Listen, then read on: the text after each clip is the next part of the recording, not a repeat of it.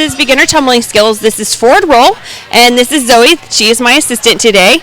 So we're going to show forward rolls first. So it's very important that they start standing up tall, and they put their hands down on the floor. They tuck their head in as far as they can go. They try and touch their shoulders to the floor, and they roll and stand up without putting their hands behind them to stand up. So Zoe's going to demonstrate. She's going to stand over here, and she's going to face this way, and she's going to show a forward roll first. So hands down, tucking the head, standing up nice and tall at the end. So that is an excellent forward roll. So some of the sub skills for forward roll are down a wedge mat. So let me pull the wedge mat into view. So Zoe's going to start at the top of the wedge mat.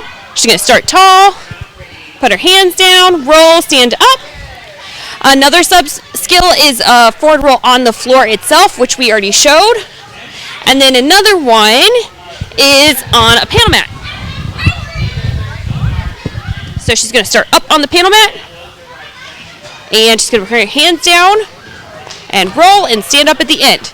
So some common mistakes that happen in forward rolls are sometimes the student just doesn't want to tuck their head in and roll. So Zoe's going to show you what that looks like. So she's going to put her hands down on the floor and just not roll. And that typically happens because they're scared to roll over. So a good way to fix that is to pull on over a block,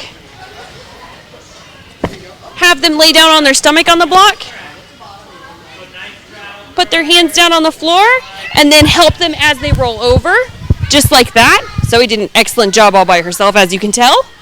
And then another thing that happens is they like to put their hands down to stand up. So Zoe's going to demonstrate that. So she's going to start up tall.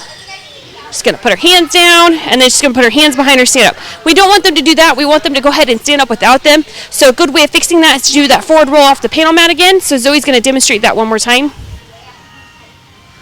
So starting tall, and then she's going to forward roll, and you just tell them not to put their hands down beyond that first time they put them on the mat. That was excellent. To have them start on whichever side of you feel most comfortable with. So I'm going to have her start over here. She's going to reach up really tall. I'm going to put my right hand on the hip that's closest to me, and my left hand's going to go on the hip that's farthest away from me, and I'm going to spot her gently through the roll. So I'm going to put my microphone down for a second and show you how to spot.